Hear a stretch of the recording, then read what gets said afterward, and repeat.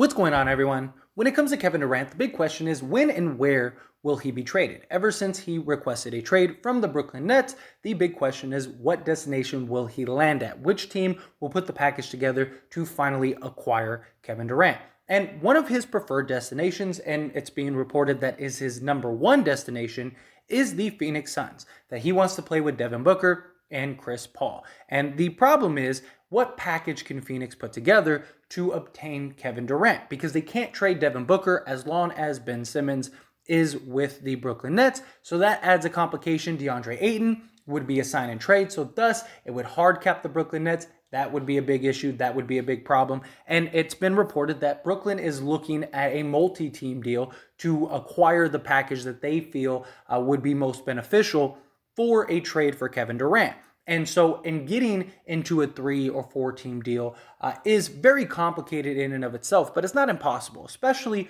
with certain teams out there. And one of the deals that is being reported and being thrown out there as a possibility, which of course I always want to hear your thoughts and opinions, and let me know what you think down in the comment section below.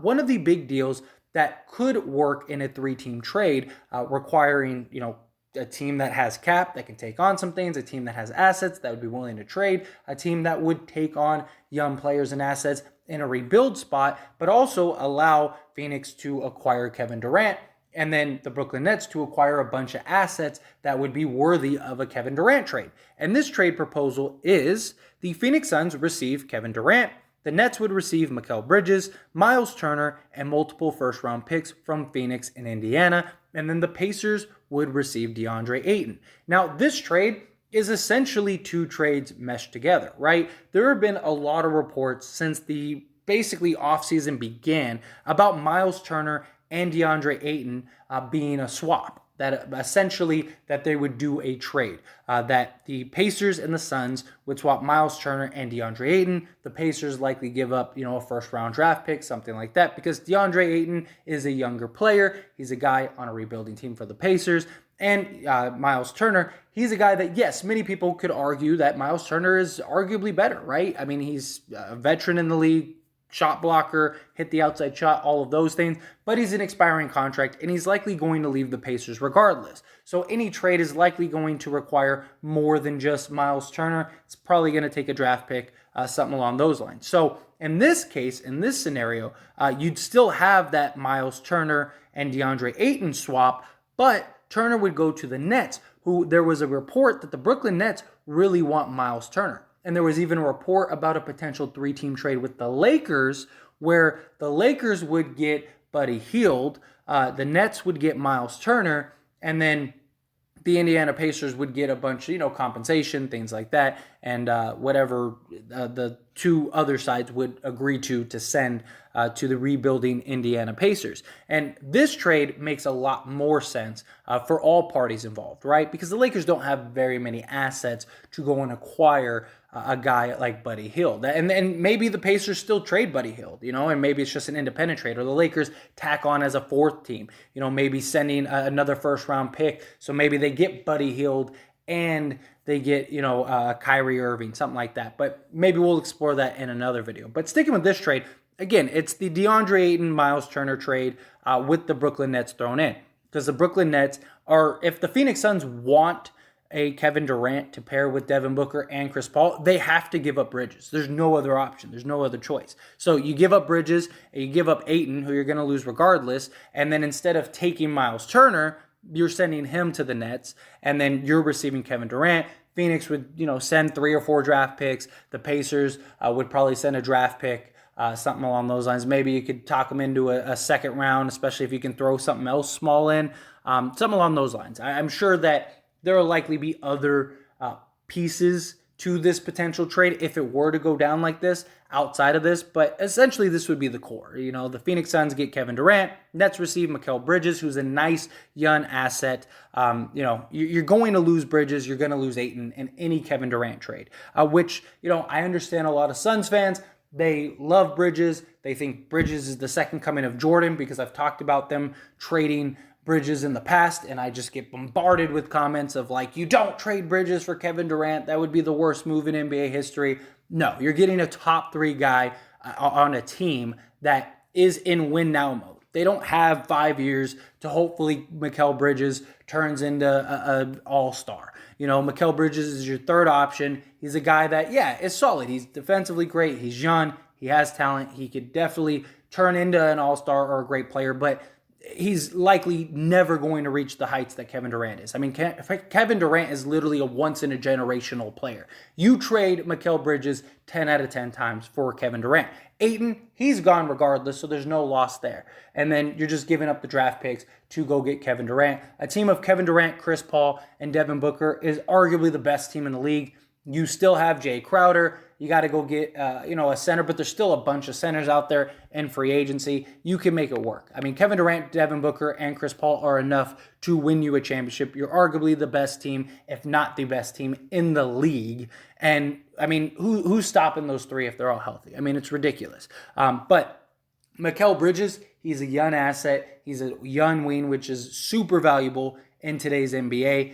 He's a guy that could, potentially be, your star guy. He could potentially be the guy that, you kind of build around or build with. We don't know if he's a number one option because he's never had the opportunity to. He's always been the number 3 option on the Phoenix Suns. So maybe, I mean, you could argue number 4, but maybe if he gets thrusted into that role as the number 1, number 2 option, it'd be really great for him. It would be a great opportunity for Bridges to kind of show how good he really is. It'd be great for the Brooklyn Nets if he branches out and becomes that guy. You got Ben Simmons, you got Mikal Bridges to start with. You got a bunch of draft picks. You got a bunch of talent around him. TJ Warren, Patty Mills, guys like that they picked up. Seth Curry, you're going to end up trading Kyrie. It's a great opportunity. And then you go get a guy in Miles Turner who can block shots, who can shoot the outside shot. He's a guy that can step out and guard on the perimeter a little bit. He would be your center for the future. And he's still young enough to fit in with Ben Simmons and Mikal Bridges because the Brooklyn Nets, they have to remain competitive. They have no draft picks, and even if they acquire draft picks, that doesn't help them if they try to tank because there's too many other teams that already own their draft picks. So they have to put the best team together as possible, and I do think that a team of Miles Turner, Mikal Bridges, Ben Simmons, Seth Curry, and Joe Harris or TJ Warren, depending on how Joe Harris shapes up, I think that is at least worst case scenario playoff team in the Eastern Conference, which is what you at least need to be. And we'll see what Mikal Bridges can be, if he could be that guy. Maybe if he is the number 1, number 2 option, he could be that type of role player. So, I mean, we'll see what happens. But I do think that this is a really fair trade for all parties involved. Again, Miles Turner gets to go to a team where he is likely going to be one of the top, if not the top option.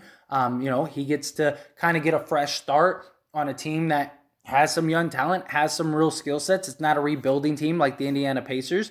The Indiana Pacers, they get their young center for the future, right? They get a guy to add to Halliburton and really just kind of expedite this rebuild.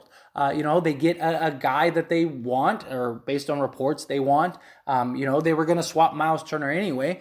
So what's the difference? Assuming that the reports are correct. So all you're doing is just kind of facilitating the trade, tacking on as the third team rather than the swap. All that's happening is Phoenix is, instead of acquiring Miles Turner, they're just sending him to the Brooklyn Nets. So it would be the same trade anyway that was reported with DeAndre Ayton and Miles Turner, and it really benefits everybody. Suns get their guy in Kevin Durant and likely win a championship or at least be really competitive for the next 4 years.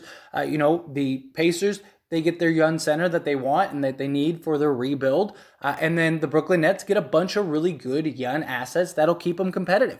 I don't know how much better of a trade you can make than this. It really is a really solid trade, I think, personally, for all parties involved. But as always, this is a discussion, so I want to hear from you. Let me know your thoughts and opinions down in the comment section below. What do you think of this trade? Do you love it? Do you hate it? Do you think it's really fair for all parties? The Suns, they get an upgrade at small forward, going from Mikal Bridges to Kevin Durant. The Pacers, they get their young center of the future, and then the Nets get a bunch of nice compensation for Kevin Durant. They get some young star up-and-coming players.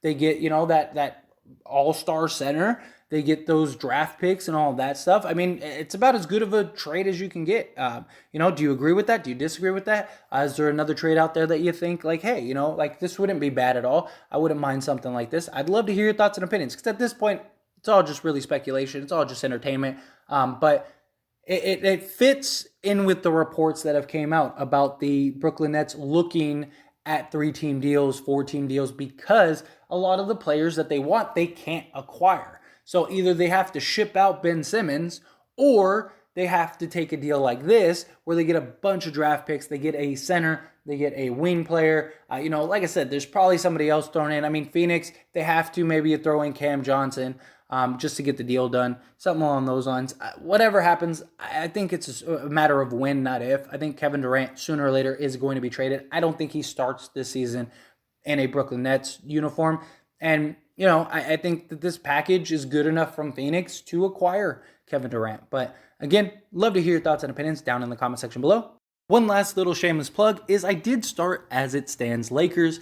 It is a channel just like this, dedicated to only the Lakers, because the Lakers are my favorite team. And on this channel, As It Stands, I talk about all teams, all sports, stuff like that. We have football season coming up, so I'm definitely looking forward to that as well. And I just wanted to make a dedicated channel to the Lakers to give the ins and outs. Now, all the big stuff, all the big news and stuff, I will still post here on this channel. But if you want all the ins and outs and just rumors and theories and just discussions just strictly on the Lakers, link down in the description or in the comment section. Go check out the channel, subscribe to the channel. I'd really appreciate it. That being said, hit that like button. Helps me out a lot, lets me know you enjoy these types of videos, and I truly appreciate it. If you're not subscribed to the channel, hit that subscribe button, followed by the bell notification. Stay up to date with all things sports. Join this wonderful community and all of our discussions. I'll see you all in the next one. Thank you.